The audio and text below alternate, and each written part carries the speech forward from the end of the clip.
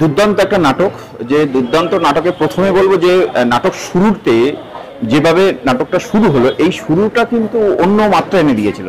মানে মানুষের মধ্যে একটা কিউরিসিটি জানার জন্য যে নাটকটা কি হবে, কি হতে পারে, এইটা কিন্তু একটা আলাদা প্রথম কিন্তু দেখলাম যে এই নাটকের মধ্যে সেটা দেখালো। প্রচন্ড আলোর কাজ হয়েছে এবং দারুণ দুর্দান্ত যে আলোর কাজ সেটা কিন্তু দারুণ হয়েছে।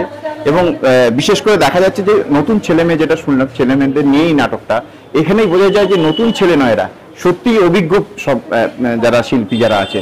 পাশাপাশি যে যেমন সাউন্ড, যেমন অভিনয় এবং তার সঙ্গে যে গল্প, মূলত গল্পটা কিন্তু যে জায়গাকে মানুষের মনে একটা হিট করে। এই মুহূর্তে যুব সমাজ কিন্তু একটা শ্রেণীর যুব সমাজ কিন্তু নেশাগ্রস্ততে ঢুকে গেছে।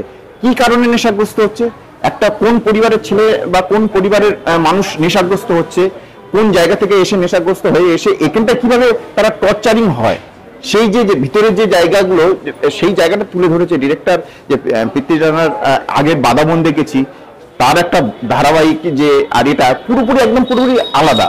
এবং এটা প্রত্যেকটা দর্শকের অবশ্যই ভালো লাগবে, কারণ মধুসূদন মঞ্চে হবে, শুনেছি ডায়মন্ড হারবারে হবে।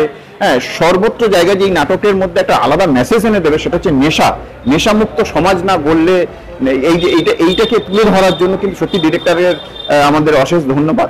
এবং তার সঙ্গে যেভাবে সাউন্ড আলোতে আমাদের মুগ্ধ করে তুলেছে, প্রতিটা দৃশ্যের সঙ্গে একটা আরেকটা দৃশ্যের সঙ্গে কানেক্টেড, এবং মিউজিক, লাইট, মানে বলা দুর্দান্ত বলা যেতে পারে। এক কথায় বলা যেতে পারে যে এ ধরনের নাটক সত্যি সমস্ত দর্শককে মানে নাড়া দেবেই, অবশ্যই নাড়া দেবে। মধুসূদন মঞ্চে তো আমি এখানে দেখলাম, মধুসূদন মঞ্চেও দেখবো, ডায়মন্ড হারবার হবে, ডায়মন্ড হারবারেও দেখবো। নাটকটা বোঝার ব্যাপার আছে, নাটকের কাজ আছে। আমাদের নাটক ভালোবাসি যারা, নাটকের অন্তত সেই দর্শক বা যারা নাটক করি, যারা নাটক করে, তাদের এটা দেখার দরকার, মানে কতটা আপডেট হয়েছে বা কতটা তার যে ব্যাপ্তি, সেইটা কিন্তু এই নাটকের মধ্যে পরিপুষ্ট হয়েছে এবং সেইটা নাটকে দেখিয়েছে ডিরেক্টর। সেটা অশেষ ধন্যবাদ। আরো নতুন প্রোডাকশন আমরা দেখবো, এই পৃথ্বীদার হাত ধরে দেখবো, এটাই আমি বলবো।